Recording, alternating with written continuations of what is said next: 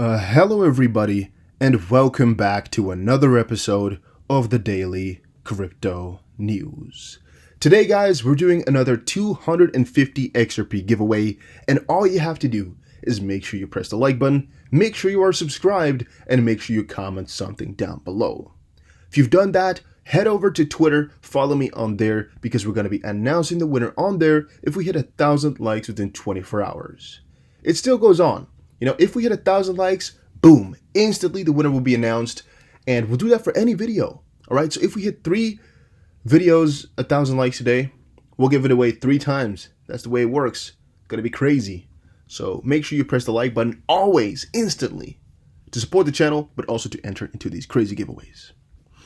All right, first thing of today, XRP Ledger blockchain energizes decarbonization, but tokenization a challenge. A new blockchain platform aims to get decentralized networks to decarbonize, but challenges remain due to uncertainty around tokenization. That's a pretty interesting title.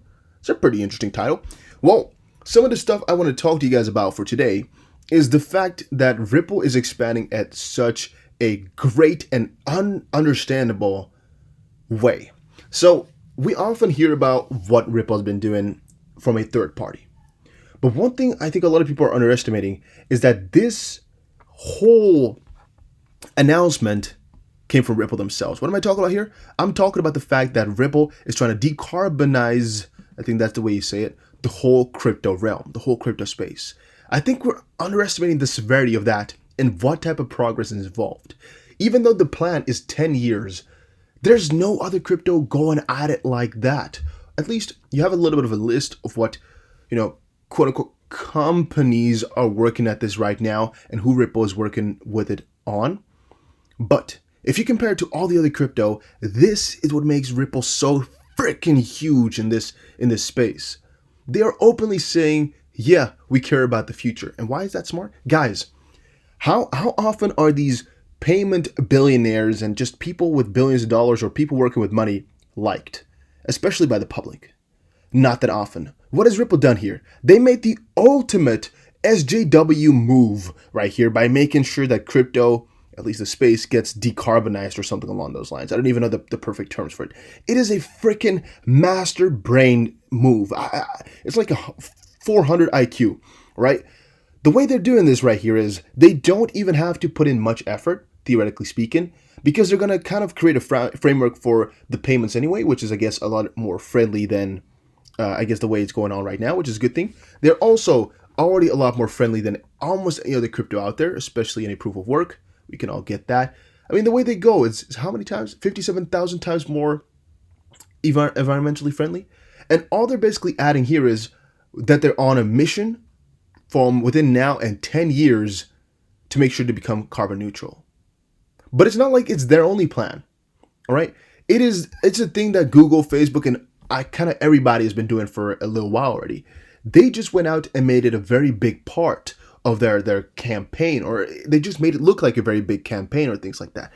A lot of people are talking about this right now. I've seen this on every major crypto news website. Everybody's talking about it, but it's not something that special. They just made it look so special, and that is where it gets amazing, right? It should have only been logical that every crypto project was working on this.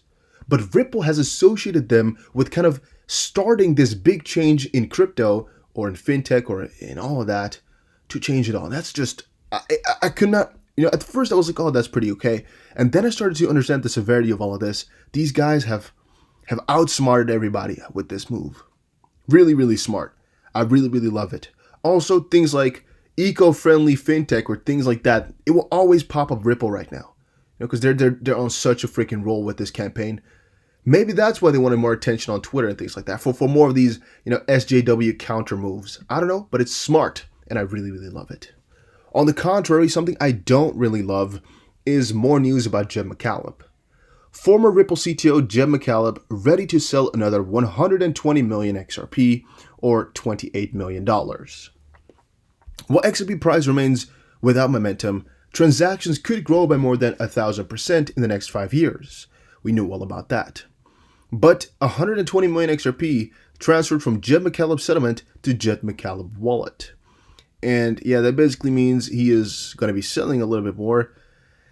Yeah, however, I mean, we all know this happens the first of every month. And in the end, yeah, he sells a small part of the daily volume. So, it's a standard thing. What can we do about it? The only thing that's bad about it is he made Ripple, he made XRP, he quit it all, and now he's dumping it on all of us. Meaning we just kind of gave him free money for not really, being there anymore. On a different level though, it's like a founder of a project where it's like, okay, you have three founders. One of them is like, I want to cash out, I want to be done. And you're like, okay, but don't cash it all at once. The two go on, and the third guy cashes out 100 million, and the first two cash out 400 billion in the end. In maybe 40 years, if you guys get it. Yeah, if you start to think about it like that, it's like, maybe Jim McCaleb is making the wrong choice here by doing these. Ripple. British payment service provider GuavaPay joins RippleNet. Just good. I covered this in part already a little bit earlier today. Just another very good addition, and I really love that. Proponents, or at least attorneys, say proponents of Ripple should not support the Securities Clarity Act. The Securities Clarity Act, published last week, will not clarify whether the sale of XRP by Ripple must be considered a sale of securities. According to attorney Gabriel Shapiro, proponents of Ripple should not support the bill. And if you want to get more into that, I think we should do that another day. You can read parts about it here. Only the fact that you need to know about this is there's a very big ongoing battle going on right now. There are debates over whether or not it is kind of certain that XRP is not a security, or it's uncertain that it's not a security, or it's like kind of put into this newer paper, or it's not. There's just debate about that going on. But the conclusion, we'll have to wait a little bit for that as some things are being fought out right now. So yeah, we can go over the whole process. I don't know if it's that important though, because we'll get the conclusions very soon. Yeah, Mr. Poole has dropped some more stuff to entertain yourself with if you like that. Right? I don't really think it's useful, but maybe it is for you. Go ahead and check it out. Then, potential movement from October 2nd lows. Somebody was just expecting some crazy price moves for XRP to all the way to 65 cents. I actually saw BC Backer and a couple of other guys make the exact same prediction. Not the same analysis, but the same conclusion, though, which was rather interesting. And Ripple to launch trading platform to provide real-time access to crypto markets. Nothing too special with this one. I mean, honestly, it's just good. By the way, Ripple, they've done so many small things over the last couple of weeks, and I actually have some discussions about that every so often, every couple of days, because I very often get skeptics saying, well, but what has Ripple really been doing? Because Ripple's leaving XRP behind, or Ripple's abandoning them, because also the Ledger Foundation, the XRP has taken over now, so what is Ripple's connection to XRP? They're just a money grab. And I'm like, what are you saying, man? But I really get that opinion a lot, and I don't get it. I'm like, what are you guys saying? The XRP and Ripple are kind of connected, even though they quote unquote are not. They are kind of. Ripple, the majority of what they're building will involve XRP. And as we've seen before, Brent Garlinghouse has stated, the hard part is getting a partnership on a RippleNet level, right? Where you're like, okay, you can get the idea, you can then get the contract, and then you can get, there's a couple of steps involved. We went over this a couple of times. The hard part is getting that first sign up. That first, like, okay, I'm interested in really working with you guys. That's the hardest part, to deploy them on RippleNet. To get them onto XRapid or ODL, or really the XRP part, that's the second thing. Because as he explained in his own words, if they're on there and you're giving them one solution to make things even cheaper or better, why would they not take that? The biggest part at this point is trust. They don't really trust these newer companies. They don't really trust these crypto technologies. But that all comes with time, right? So it's kind of a trust and time issue. There's really not a question of, will this really work for me? Will this really make me better? A third issue I would say is reach. At this point, ODL has only gotten a couple of countries on board, right? And we saw that there could be a couple of reasons why Ripple is not allowing the countries that they are connected to speak up on it, or why they've not announced it, or why they wouldn't want it just quite yet. Things like that. We've all covered those things. But there is something to say that, well, Santander and a couple of these other bigger players, they would not hop onto ODL unless there was more at play. Like, if they can't connect to every part of the world, then I don't want to hop on. I can understand that some companies would have that attitude, because logically speaking, it's not the best deal if they don't have it all at once. And especially if you want to give your customers the best service and you can only provide a couple of countries, it's just annoying. It's like you're so excited for a new feature that your bank is going to allow, and all of a sudden it's like, oh yeah, it's all states except for the state that you're living in. You're like, what the frig, man? That's just, yeah, that's very annoying. I wouldn't like that either. So I would rather have, to wait for a little bit until they have my state as well, instead of like, oh yeah, any state except for yours.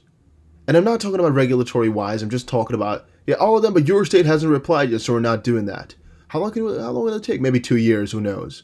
It's just nobody likes that type of stuff. So I get that idea as well, which is why I'm not really telling them to hurry up. And also the second part, Ripple is not building only this small payment thing anymore, right? Because I'm saying small, even though it's a multi-trillion-dollar industry. I'm saying small because it's just their first step. It's just their first vertical. We all know Ripple is trying to become the Amazon of this all. Well, they'll have so many smaller things underneath it with due time. Right now, this is just the first step, though, and I'm really freaking excited for it. But yeah, guys, that was it for today's video. Hopefully you all enjoyed it. This is a different recording set. I don't know if you guys can notice the difference. Let me know in the comments section down below. I will see you guys again in another crypto video, though. Take care and have a very, very jolly, wally good old day. Take care.